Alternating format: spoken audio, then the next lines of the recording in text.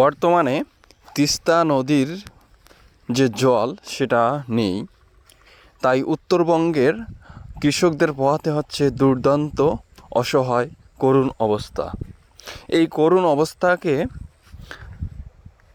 উত্তরণের জন্য আমাদের অবশ্যই তিস্তার জল প্রয়োজন, কিন্তু সঠিক সময়ে তিস্তার জল না আসার কারণে কৃষকেরা শ্যালো পাম্প দিয়ে বা সেচ পাম্প দিয়েই তাদের জমিতে ধানের চারা রোপণ করতেছে এবং অন্যান্য কাজ করতেছে, কিন্তু এতে কৃষকদের ব্যয় অনেকটা বেড়ে যাচ্ছে। হয়তো তিস্তার জল আসলে যে জমিতে 500 টাকার জলে সারা বছর জল দিতে পারতো, কিন্তু এখানে 500 টাকা একদিনেই লেগে যাচ্ছে এই যে পাম্প দিয়ে জল দেওয়ার কারণে। কিন্তু অবশ্যই তো জল দিতে হবে, জমিতে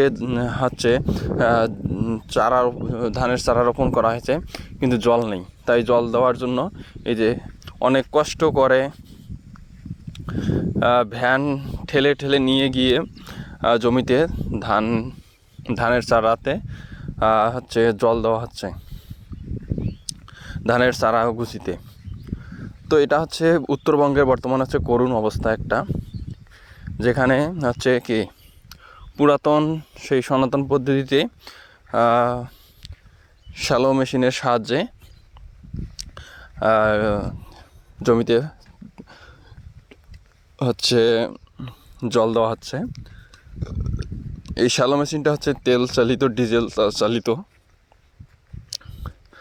তো এই যে কৃষকদের একটা করুণ অবস্থা, আসলে যদি তিস্তার মধ্যে জল থাকতো বা তিস্তার জলের যে চুক্তি সেটা নিয়ে কোনো সমস্যা থাকতো না, তাহলে এই অবস্থাটা পোহাতে হতো না কৃষকদের। কিন্তু কৃষকেরাও তো করুণ, অসহায় অবস্থা, কারণ বর্তমানে যে ধান চালের বাজার দর, কৃষকেরা যদি উৎপাদন না করে তারা খাবে কি?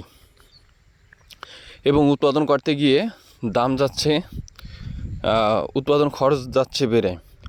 অন্যদিকে যারা এই উৎপাদনটা করে না, তারা কিনে খেতেও এই দুর্ভোগটা পোহাতে হবে। তো এই যে একটা ভারসাম্য, এই ভারসাম্যটাকে দূর করতে হবে। এই যে দেখতে পাচ্ছেন জমিতে কোনো জল নাই, জমি শুকিয়ে গেছে। তো এই শুকিয়ে যাওয়া জমির মধ্যে যদি জল দেওয়া না হয়, তাহলে তো কি ফসল নষ্ট হয়ে যাবে। তাই টাকা খরচ হচ্ছে বেশি, কিন্তু তারপরও জল দেওয়া হচ্ছে। জমির মধ্যে জল দিতে হবে, কারণ জল না দিলে সম্ভব না এই ফসলকে ঘরে তোলা। তাই নিয়মিত 3-4 দিন পর পরেই জল দেওয়া হচ্ছে। এতে ব্যয় বেড়ে যাচ্ছে অনেকটা। দেখা যাচ্ছে যে কৃষকদের যে ব্যয় হবে, তাতে এই ধান যে উৎপাদন হবে সেটা কিনে নেওয়ার মতো একটা অবস্থা হবে। অর্থাৎ অন্যান্য সাধারণ যে একজন ব্যক্তি, সে যে দামে চাল কিনে খাচ্ছে, ধান কিনে নেবে, সেই দামটা পড়ে যাবে কৃষকের উপরেই। তাহলে এগোবে কি করে? এই যে অর্থনীতি ব্যবস্থা আরও দুর্বল হয়ে যাবে। তাই অতি শীঘ্রই তিস্তার জলটা আনার ব্যবস্থা করতে হবে। এই যে শ্যালো মেশিনটা 2-3 ব্যক্তি নিয়ে আসার পর এটাকে সেটিং করা হচ্ছে, সেটিং করে আবার জলটা জমির মধ্যে তুলতে হবে। এখানে অনেক সময়ের দরকার আছে, কিন্তু সময়ের দরকার আছে ঠিক আছে, কিন্তু এই যে এক মেশিনটা যদি হঠাৎ বন্ধ হয়ে যায়, আবার সেটাকে খুলে নিয়ে আসতে হবে, আবার মেরামত করতে হবে। এই যে একটা দুর্ভোগ, এই দুর্ভোগটা কৃষকদের পোহাতে হচ্ছে। এই যে দেখেন জমির মধ্যে কোনো কি জল নেই।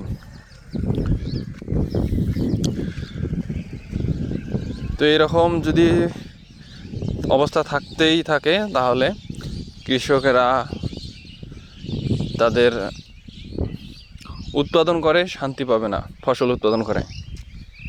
তাই অতি শীঘ্রই তিস্তার জলের চুক্তি সমাধান করা উচিত। এই যে দেখুন শ্যালো মেশিনটাকে কি সেটিং করা হয়েছে, এখন সেটা দিয়ে জল তোলার জন্য সেটাকে স্টার্ট দেওয়ার প্রক্রিয়াটি চলছে।